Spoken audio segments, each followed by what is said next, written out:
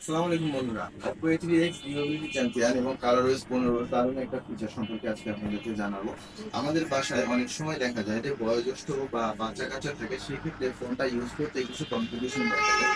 যেমন বয়োজ্যেষ্ঠরা ফোনের এই ডিসপ্লেটাতে যে আইকন গুলো আছে, যেগুলো ছোট ছোট, সেগুলো দেখতে বেশ ভালো না। Oppo A3x এবং কালারওয়েজ 15 এই মডেলটাতে আপনি কালারওয়েজ 15 সকল মডেলে আপনি একটা স্পেশাল অপশন পাচ্ছেন, সেটা হচ্ছে সিম্পল মোড। সিম্পল মোডে আপনি চাইলে এই আইকনগুলোকে বড় করে রাখতে পারবেন। এখন আমরা দেখে নিই কিভাবে কাজ করে। প্রথমত আমরা সেটিং অপশনে যাব।